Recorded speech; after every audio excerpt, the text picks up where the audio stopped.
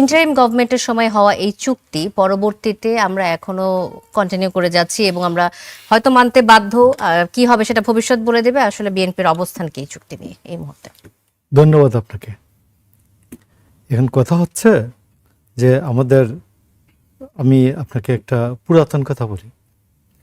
বিখ্যাত উক্তি আছে শেরেবাংলা একে ফজলুল হকের, আরে ভাই এত কথা বলে কেন? মুসার সময় মুসার দিন, ঈসার সময় ঈসার দিন।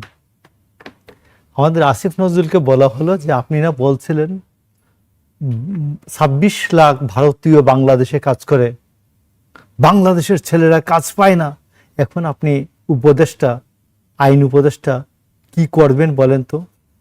বলে যে বক্তব্যটা রেখেছিলাম এটা আমি তখন উপদেষ্টা ছিলাম না, এখন উপদেষ্টা। এই হলো আমার উত্তর। তো আপনার উত্তর হচ্ছে যে ডক্টর ইউনূস এই চুক্তি 2 দিন আগে কেন করেন? ডক্টর ইউনূস কার গোলাম? ডক্টর ইউনূসের কথা বললে জামাতের জ্বলে, ডক্টর ইউনূসের কথা বললে এনসিপির জ্বলে। ডক্টর ইউনূস হলো আমেরিকার গোলাম, আর ডক্টর ইউনূসের গোলাম কারা? বাংলাদেশের মানুষ বের করবে। আমি আপনাকে বলছি এই যে ডক্টর ইউনূস যে চুক্তিটা করে গেছেন আমেরিকার সাথে বাণিজ্য চুক্তি, এই বাণিজ্য চুক্তি অতি অবশ্যই বাংলাদেশের মানুষের স্বার্থের বিরুদ্ধে গেছে। এই চুক্তিটি রিভিউ হওয়া দরকার। অন্তত পূর্বাপর যা আছে বাংলাদেশের মানুষকে জানার, এবং বাংলাদেশের মানুষের সপক্ষে এই চুক্তি কতটুকু রদবদল করা যায়, কতটুকু রিভিউ করলে বাংলাদেশের মানুষ কি চায়, বাংলাদেশের মানুষের স্বার্থে এই সরকার যা যা করা দরকার তাই তাই করেন। এবং আমি আপনাকে বলি আমেরিকার গত 56 বছরে আমেরিকার সাথে দ্বিমত করেছে আমি কাউকে পাই নাই। বেগম খালেদা জিয়া চেয়ারে বসে 2003 সালের 19 জুন আমেরিকার প্রতিরক্ষা মন্ত্রী কলিন পাওয়েল এসেছিলেন যে ইরাক যুদ্ধে বাংলাদেশের সৈন্য দেওয়ার জন্য। কারণ ওইখানে একটা গেম খেলে দিয়েছিল পাকিস্তান, যে বলছিল বাংলাদেশ যদি সৈন্য দেয় আমরাও দিব। কলিন পাওয়েল এসে বসছিলেন। বেগম খালেদা যে কলিন পাওয়েলকে তো সৈন্য দেনই নাই, বরঞ্চ কলিন পাওয়েলের মুখের উপর, কলিন পাওয়েল বাংলাদেশে থাকার সময় আমরা 20 জুন আমরা 2003 সালে 4 জুনে 21 জুনের পত্রিকা দেখতে পারেন যে আমরা বিশাল একটা যুদ্ধ বিরোধী সমাবেশ করেছিলাম। আচ্ছা, কিন্তু সেইখানে বেগম খালেদা জিয়ার ক্যাবিনেটে তখন জামাতের 2 জন মন্ত্রীও ছিলেন, এবং তারা, আমি আপনাকে বলছি, তারা সেই সময় যৌথভাবে সিদ্ধান্ত নিয়েছেন যে আমরা মুসলমানের বুকে গুলি চালানোর জন্য মুসলমান সৈন্য প্রেরণ করব না।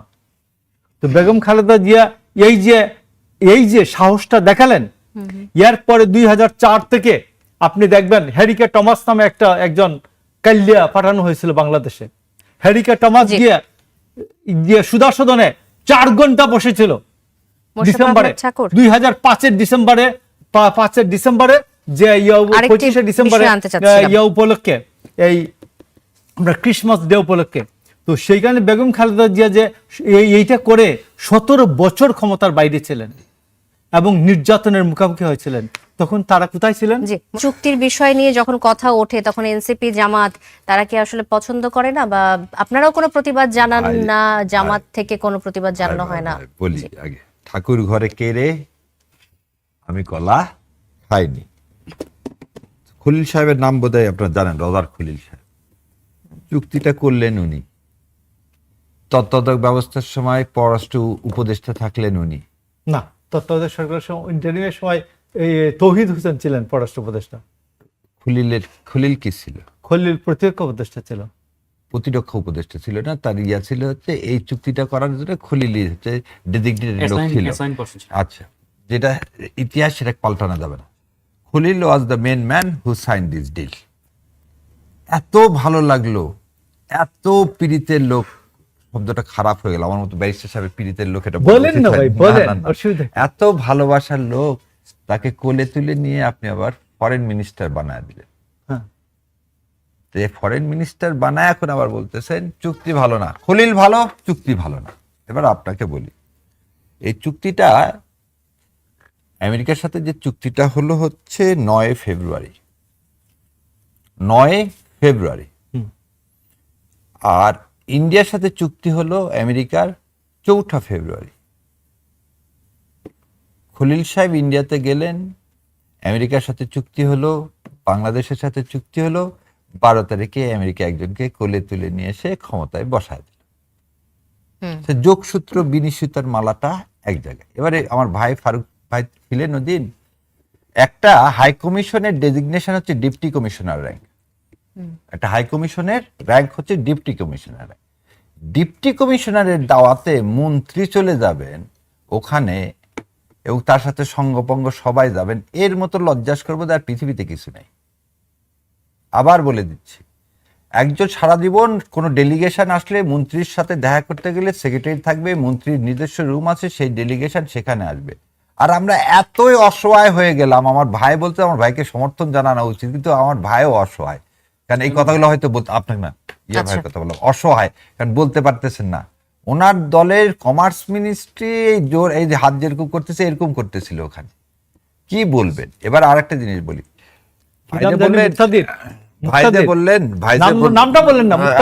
ভাইদে বললেন এখানে আর একটা কথা, যে তাহলে ডেলিগেশন যাওয়া এটা হচ্ছে পুরাপুরি রাষ্ট্রীয় কাঠামোর বাইরে গেলেন, আপনি মেনে নিচ্ছেন দাসত্ব, তার কে আপনাকে ঠেকাবে? সংসদে জামাতে ইসলামের যতগুলো এই 71-এ যতগুলো দেওয়া হয়েছে তার 90% রিজেক্ট হয়ে গেছে আউটরাইট। এবার আরো একটা জিনিস বলি, মন্ত্রীদের সুবিধা আছে, তারা যে কোনো সময় যে কোনো কিছু তাদের প্রশ্ন উত্তর পর্বে নিয়ে আসতে পারে। মাননীয় প্রধানমন্ত্রী তার সমাপনী বক্তব্যে এই ট্রিটি সম্পর্কে কিছু বলছেন না। এখন কিছু ক্ষেত্রে খালি সমালোচনা করলে হবে না, আপনাকে কিছু বাস্তবতা মেনে নিতে হবে। বাস্তবতাটা হচ্ছে আপনার গার্মেন্টস যায় কত বিলিয়ন, 7.3 বিলিয়ন। কোথায় যায়? খালি ইউএসএ মার্কেটে। আপনাকে 35% না 39% আপনার ট্যারিফ ইম্পোজ করলো, সেই ট্যারিফ থেকে কমিয়ে নিয়ে এসে 19% করলো, করে আপনাকে বলে দিল যে এটা করব যদি তুমি এটাতে সাইন করো। আচ্ছা, তাহলে আপনাকে যখন আপনি এই গার্মেন্টস রক্ষার জন্য, একমাত্র গার্মেন্টস ছাড়া তো আপনি ডাইভার্সিটি কিছু করেননি। আর আপনি যখন দাদা ঠাকুরের ইশারায় ক্ষমতায় আসবেন তখন দাদা ঠাকুর বলে দিছে সাইন করে দাও, আর আমার এই খলিল সাহেব কার বন্ধু ওপারে বলে দিচ্ছে যে বাবা তুমি সাইন করে দাও। এটা রিভিউর জন্য কেউ বলেছে, রিভিউ করা, এটা আগে বলে দিই, রিভিউ করার এটা নিয়ে কথা বলতেছে, তার আগে আদানি নিয়ে কথা বলে। দয়া করে ওই ঘাতানি যেমন করছিলেন, এবার আদানি নিয়ে কথা বলে আদানির প্রতিদিন যে রক্ত চুষতেছে এই আমেরিকার এই চুক্তিতে সে রক্ত চোষা নাই। প্রতিদিন যে রক্তটা আদানির চুক্তিতে হচ্ছে, যে রক্তক্ষরণ বাংলাদেশের হৃদয়ে হচ্ছে আদানির চুক্তির জন্য, সেটাই বাতিল করতে পারতেছেন না। আপনি আসছেন আমেরিকার এই চুক্তির সাথে, আমেরিকার চুক্তির মধ্যে সে খারাপ কি আছে কেউ বলতে পারে না। আমার ভাই আমি একদম চ্যালেঞ্জ দিয়ে বললাম, the treaty in front of me, এই ট্রিটিতে একটা ব্যালেন্স, এই ট্রিটিটার নাম কি? আমি এই ট্রিটির সমর্থনে বলার কথা না। আপনি বলছেন যে এই ট্রিটিটা আসলে জনগণের জন্য, বাংলাদেশের জন্য ভালো হয়েছে, আমার যদি আমার কাছে যদি নেন এই ট্রিটিতে, আপনাকে ট্রিটিতে যে 6.6টা আছে আর্টিকেলস আছে, এই আর্টিকেলসে স্পষ্টত বাংলাদেশের সাথে যে ট্রেড ইমব্যালেন্স আছে সেই ট্রেড ব্যালেন্সটা করতে চাইছে আমেরিকা। এখানে আমি খারাপ কিছু দেখি না। আপনি বলেন সার্বভৌমত্ব রক্ষার এই ট্রিটি কি নষ্ট হয়েছে? না, আপনি দেখান যে আদানির ট্রিটিতে আমার সার্বভৌমত্ব নষ্ট হচ্ছে, আপনি সেই ট্রিটির কথা বলতেছেন না কেন? আদানির ওটা কি ইন্ডিয়ার সাথে কি কোনো ট্রিটি বাতিল করা যাবে না? ওটা নিয়ে তো আমরা সব জায়গায় কথা বলতেছি, সংসদে ওটা কেন তুলতেছেন না? আজকে আমেরিকার ট্রিটির কথা বলেন, আমেরিকার ট্রিটি তো করে গেল ফেব্রুয়ারি মাসে, এখন কয় মাস হয়েছে, এই ট্রিটির এখন এক্সিকিউশনই হয়নি। এই ট্রিটির আন্ডারে কোনো কিছু এখন তুলা ইম্পোর্ট করার কথা, তুলাই আসেনি এখনো। সো আপনি এই ট্রিটিটা একদম ইনিশিয়াল স্টেজ, মানে এখনো বাচ্চাটা বর্নই করেনি। আর যে বাচ্চা ব্রন করে আপনার দিকে রাইফেল তাক করে গুলি করতেছে, সে আদানিকে আপনি নিয়ে যতজন বক্তব্য দিয়েছেন এই পর্যন্ত, যতজন কথা বলেছেন, যারা বলছে তাদেরও কথা বলে দিই। এটি নিয়ে আসলে নেগেটিভ রিভিউ দিয়েছেন। আমি আপনার কাছে আরেকটা ডিটেইলস শুনতে চাই যে কি কারণে আপনি এটাকে পজিটিভ বলছেন। শুনেন, সিপিবিরা যাদের কোনো ভোট নাই তারা হচ্ছে সারা জীবন খালি চিৎকার শুনে যান মার্কিন সাম্রাজ্যবাদ নিপাত যাক, আর রুশ ভারতের দালালেরা হুঁশিয়ার সাবধান। এটা হচ্ছে বক্তৃতার সময় বক্তৃতা দেন। দেশ বাঁচাতে গেলে আপনাকে আগে একটা জিনিস খেয়াল, ওয়ার্ল্ড ব্যাংকের টাকা ছাড়া আপনি চলবেন কিভাবে? দেখি না মুরাদ আছে কোন, সিপিবির কোন খালিকুজ্জামান সাহেবরা নিয়ে আসুক না, ইন্ডিয়ার দাদাদের টাকা দেওয়ার ক্ষমতা আছে।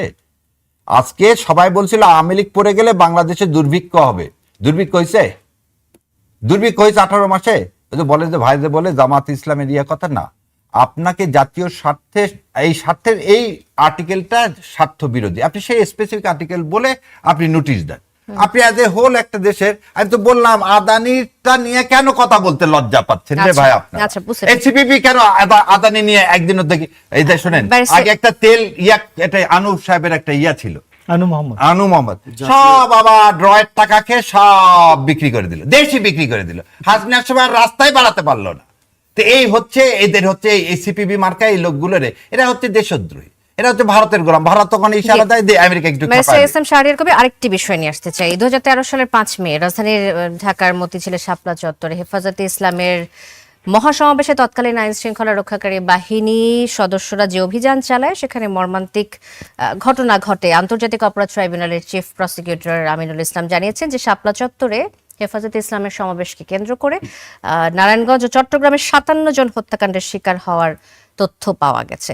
এখন তিনি বলেছেন যে এসব হত্যাকাণ্ডের ঘটনায় ক্ষমতাচ্যুত প্রধানমন্ত্রী শেখ হাসিনা সহ 30 জনের সম্পৃক্ততার তথ্য পাওয়া গেছে। ওই সময়ে জামাত শিবিরের কি ভূমিকা ছিল? জামাত শিবিরের কেউ কি এই ঘটনায় হত্যাকাণ্ডের শিকার হয়েছিল কিনা, যদি আমাকে একটু বলেন। বহুদিন পর প্রত্যক্ষদর্শী হিসাবে একটা স্টেটমেন্ট দিয়ে দিই। জি, সেদিন আমার সৌভাগ্য হয়েছিল একটা ট্রাক পানি পাঠানোর, বলিনি কোন আজকে বলে দিলাম, এক ট্রাক পানি পাঠানোর সৌভাগ্য হয়েছে। এবং সন্ধ্যার পর ওখানে ওই একটা লাশ আসলো, তারপর ওখানে আর আমি থাকতে পারলাম। আজকে দেখেন রয়ের এক দালাল, বিবিসির এক মুখটা খুব খারাপ ভাষায় আসে যে ওকে মানে রাগটা কন্ট্রোল করতে হচ্ছে, ওর জন্মের ঠিক নাই সেজন্য ও বলতে পারে এখানে কেউ মারা যায়নি। ওর যদি জন্মের ঠিক থাকে আমি চ্যালেঞ্জ দিলাম, তাহলে ও বাংলাদেশের এই বেইমানি করতে পারে না, এবং বাংলাদেশে কোনো মিডিয়া তার কোনো কভারেজ দেওয়া উচিত না, কারণ হচ্ছে জাতীয় বেইমান, মির্জাফরের চেয়ে বেইমান। কত বড় অগাসিটি, রক্তের স্বচ্ছ দাগ ছিল, ফায়ার ব্রিগেড নিয়ে এসেছে পানি দিয়ে সেটা ধোয়ালেন। আর কত বড় নির্মম! কি আর একজন দেখি, কি সাংবাদিক একজন, সারাদিন হট্টগোল, একটা লাশও পড়েনি। এই সাংবাদিকতার লাইসেন্সই থাকা উচিত না। এটা কে? পরেরটা কে? আগেরটা তো চিনলাম, সমকাল না কিছু আজিজ মাহবুব। গতকালকে বিরক্ত হয়ে আমি গতকালকে টক শো থেকে বের হয়ে চলে গেছি। আমি বলে দিলাম গতকালকে ইন্টেনশনালি এত রুচিতে বাঁধলো যে লোকটা একটা এইভাবে মিথ্যাচার করতে পারে, দেশকে বিক্রি করে দিতে পারে যারা ইন্ডিয়ার কাছে, তাদের কাছে আর কি বসবো। সেদের মাহবুবাদীদের ওখান থেকে আমি সুন্দর মতো আধা ঘন্টা পর বের হয়ে গেলাম। কারণ এই যে মিথ্যাচার, ছোট ছোট অনাথ বাচ্চা, কাউমি মাদ্রাসার বাচ্চাগুলোকে আপনি এখন বলতেছেন জামাত শিবির না ভাই, সবার আগে বাংলাদেশ। আমার দেশের সন্তানগুলো তো আমার আপনার কারো না 13 সালের। তাহলে আমি কি এই যে আমি যে উত্তেজিত হয়ে বললাম কি জন্যে, যে ওই সন্তান তো কারো না কারো, এতিম বাচ্চারাই তো কাউমিতে যায়, তাদের হয়তো ভোটার আইডি কার্ড ছিল না, শয়ে বাচ্চাকে মারছেন এবং ডাম্পিং করছেন কোথায় সেটাও আছে। আজকে একটা রাজ সাক্ষী আসছে। আর বিবিসির কত বড় মিথ্যাচার, বিবিসি একটা মিথ্যার একটা কি ইনস্ট্রুমেন্ট, ওটা একটা যে ইনস্ট্রুমেন্ট ইরাককে ধ্বংস করছে, সারা পৃথিবীর যেখানে মুসলমান পায় সেখানে তারা ধ্বংস করে। এবং বিবিসির হেডটাকে দেশের মানুষের জানা উচিত।